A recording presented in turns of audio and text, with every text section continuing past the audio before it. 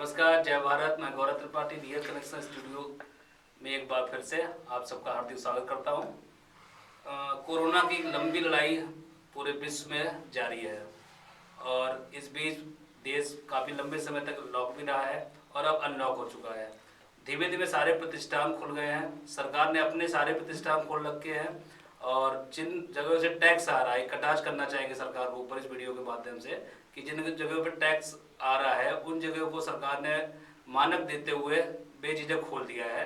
और हम बात करें शिक्षण संस्थानों की, इससे पहले वीडियोस में हम लोग स्कूलों पे चर्चा कर चुके थे, स्कूल्स नहीं खुल रहे हैं। ऐसे ही स्कूल्स ना खुलने का रीजन चलिए जायज है, छोटे बच्चे पढ़ते हैं, वहाँ पे संक्रमण का खतरा भी 10 साल के बच्चों को ज़्यादा है, 10 साल तक के। आज कई जगह पे हम देखें तो भीड़ बहुत हो रही है हर जगह पे। आप मार्केट में जाएं तो ऐसा लग रहा है कोरोना चला गया है। इन सबके बीच शिक्षण संस्थान जब खुले तब खुले, लेकिन जो व्यावसायिक संस्थान हैं उनके बीच क्या चुनौतियां आ रही हैं, वो खुलने चाहिए तो किस प्रकार खुलने चाहिए, इसी विषय पर हम चर्चा करने के लिए हमारे स्टूडियो में कुछ मेहमान आए हैं। सबसे पहले परिचय कराते हैं। आप हैं Shri Narendra Srivastava ji, LSEI computer institute संचालक, नवीन श्रीवास्तव जी, नवीन कंप्यूटर इंस्टीट्यूट से संचालक, और mister Saddam Hussain ji, Great Britain institute of language के संचालक। आप तीनों का स्टूडियो में बहुत बहुत स्वागत है।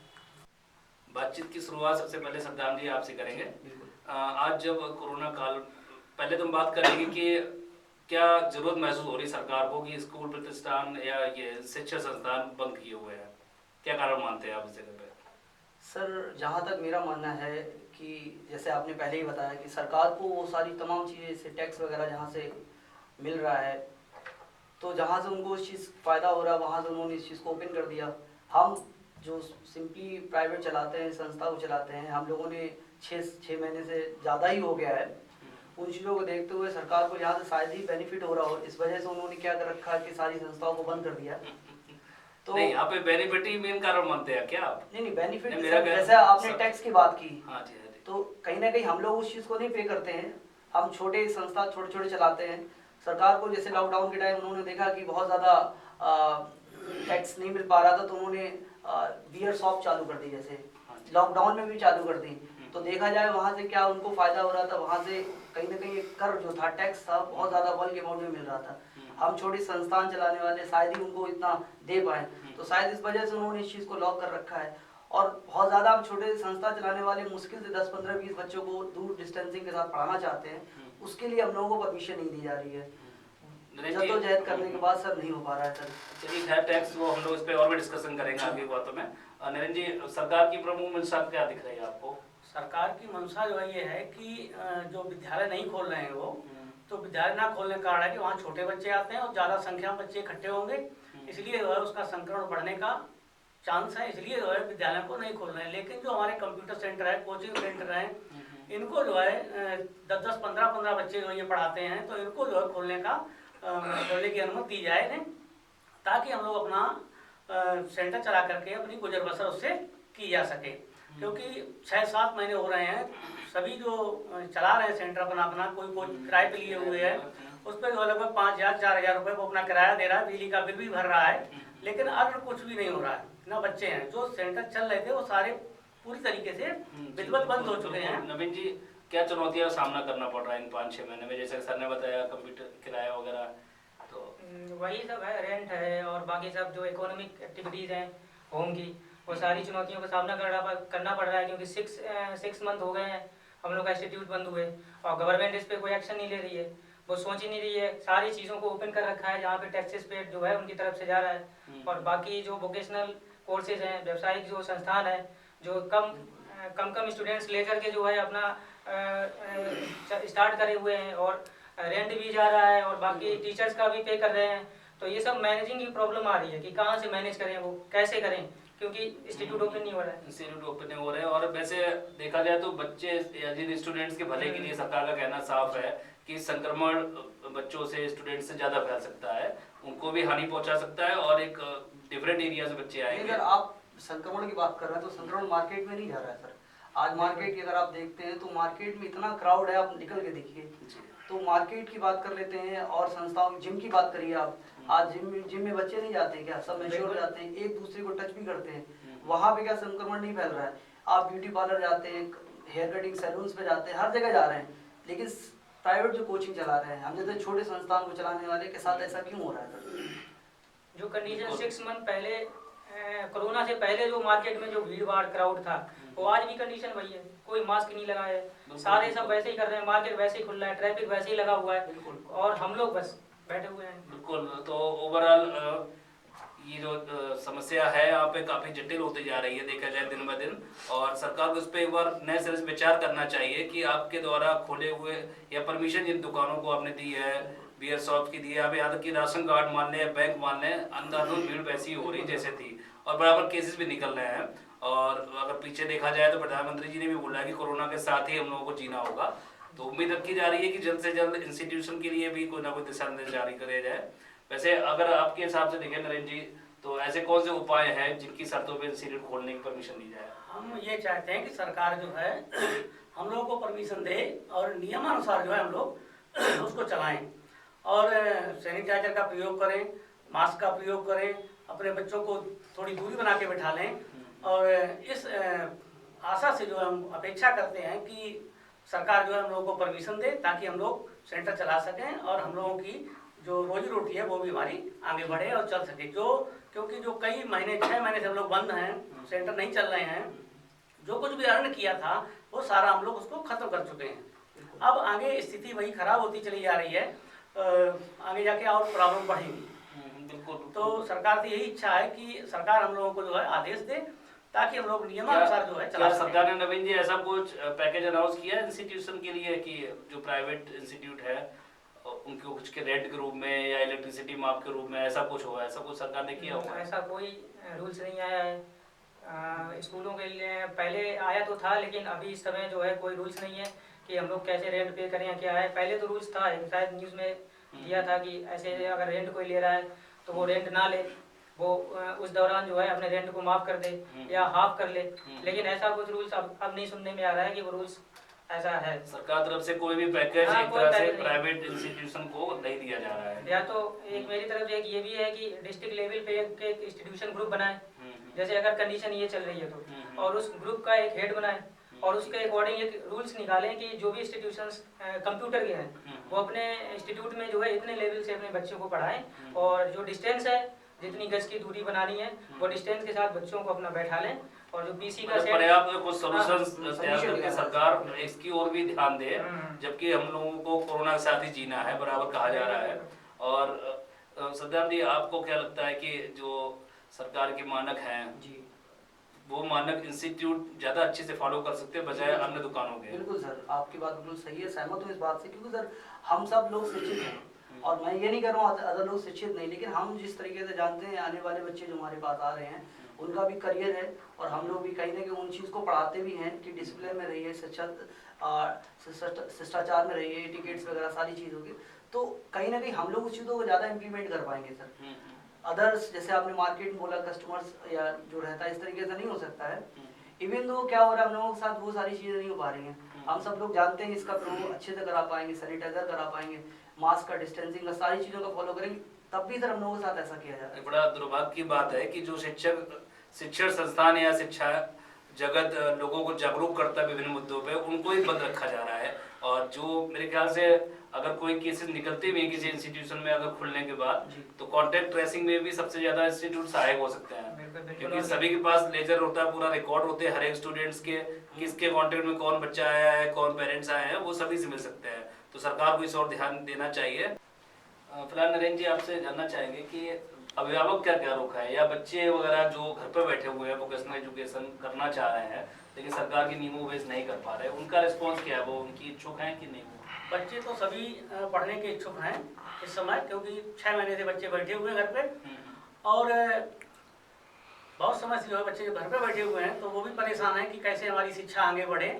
और हम लोग ये चाहते हैं कि अगर बच्चे आएँ तो कम संख्या में 10-5 बच्चे पढ़ा करके हम लोग उनको थोड़ा आगे बढ़ा सकें, ये हम लोगों की इच्छा है, यही सरकार से मांग करते हैं। बच्चों जिनकी चिंता सरकार कर रही है वो अपनी को सावधानी के साथ सीखने के लिए इच्छुक हैं। हाँ, वो सब बच्चे इच्छुक हैं और सारे नियमों को पालन करते हुए।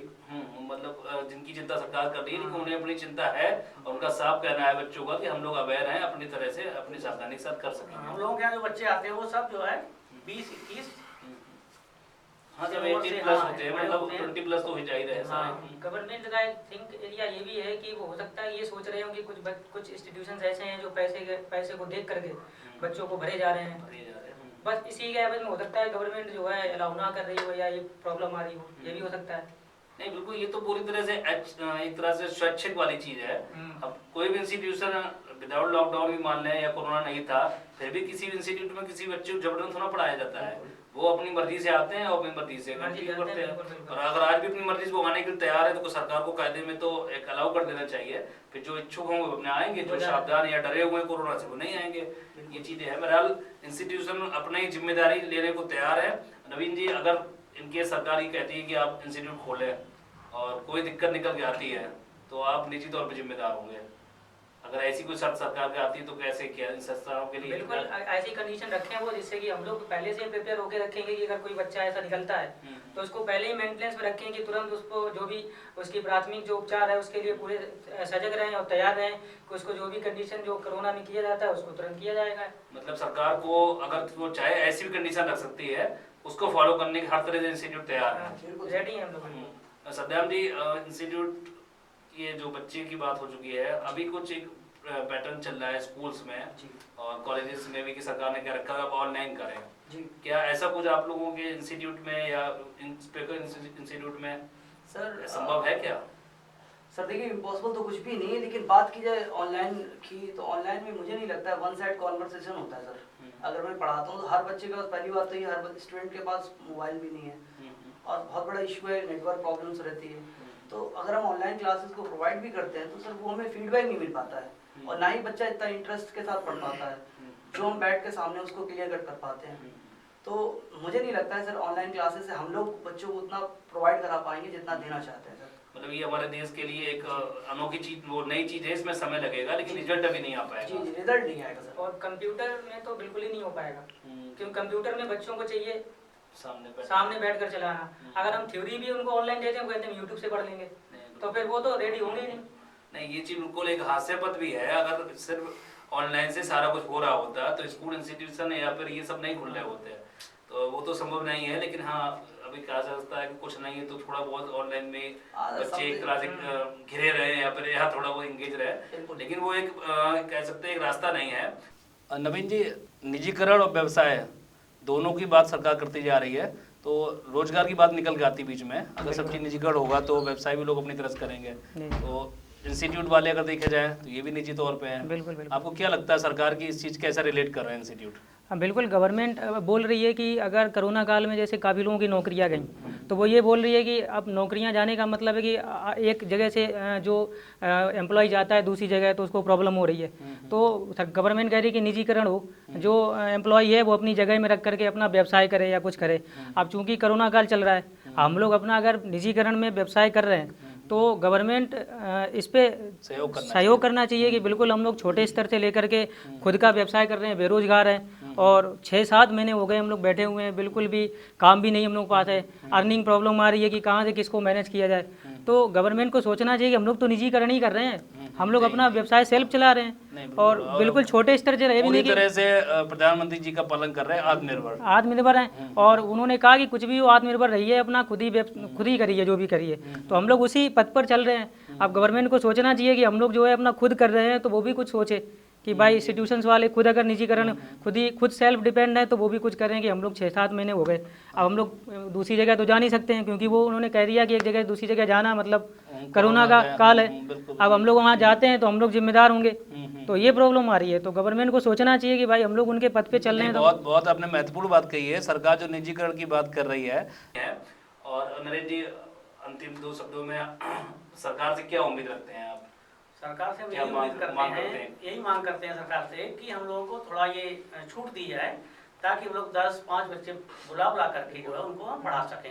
यही हम उनसे आग्रह करते हैं। जी नवीन जी, आप सरकार से क्या मांग करेंगे? सरकार जी यही डिमांड करते हैं कि भाई सरकार अपना जो एक नियम निकाले और हम इंस्टीट्यूशंस को स्टार्ट करने की अनुमति दें, जिससे कि हम बच्चों का जो है बिल्कुल जो उनके जो मानक होंगे उसके आधार पर बच्चों को पढ़ाएं। और बस सरकार से यही सर सर की बात से मैं भी सहमत हूँ सर। कहीं ना कहीं हम भी चाहते हैं कि सरकार गवर्नमेंट हम लोगों की बातों को सुने और समझे, और हम लोगों की बेसिक ज़रूरतें जो हैं वो पूरी हो पाएँ, और कहीं ना कहीं बच्चों को भी बेनिफिट हो पाए हमसे जो जुड़े हुए हैं। तो जल्द से जल्द सर उसका उपचार किया जाए, हम लोगों को परमिशन दी जाए सर। ओवरऑल ये रियल कनेक्शन चैनल भी सरकार से मांग करता है कि आप इंस्टीट्यूशन संचालकों की समस्याओं को समझें। कई लोग ऐसे हैं जो रेंट पर लिए हुए हैं शॉप्स को, ऑफिसेज को, और अभी तक किराया नहीं निकाल पा रहे हैं। आपके कहने के बावजूद भी, आप में सरकार के कहने के बावजूद भी लैंडलॉर्ड ने किराए में नई कटौती की है, और ऊपर से प्रेशर भी वो बराबर उन पे आ रहा है। कई लोगों का रोजगार ही यही है। आज देश में रोजगार की मुद्दा उठा हुआ है। अगर ध्यान से देखा जाए तो पूरे देश में इंस्टीट्यूट अपना ये स्वरोजगार, ये कोई भी संस्थान संचालक आप पे डिपेंड नहीं है, आप में सरकार के भरोसे नहीं है। आप सभी अपने स्तर से कार्य कर रहे हैं। अगर आपने सभी चीज़ों को परमिट किया है तो प्लीज़ इन समस्या पे भी ध्यान दें और जल्द से जल्द अलाउ करें। स्कूल कॉलेज आप जैसा हो वैसा करिए। बच्चे हमारे भी, हम सब भी चाहते हैं कि कोरोना के कारण कोई भी प्रभावित ना हो, तो किसी भी बच्चे की जान से समझौता नहीं होगा। और साथ ही साथ जैसा कि कोरोना है वो खुद में भी फैलता है, तो आप ये मान चलें कि हम सब अवेयर हैं। बच्चे की चलो परवाह एक बार नहीं भी करते हैं आने वाले बच्चों की, लेकिन हम लोग अपनी परवाह के लिए उस सेफ्टी को पूरा पालन करेंगे। और कोई भी बात आती है जिम्मेदारी लेने को तैयार है इंस्टीट्यूशन। अगर लापरवाही आती है तो आप कार्रवाई करें, लेकिन पहले परमिशन दें। बहुत बहुत धन्यवाद स्टूडियो में आने के लिए आप सभी का। मिलते हैं अगले वीडियो में किसी नए मेहमान के साथ, नए मुद्दे के साथ। तब तक के लिए जय भारत।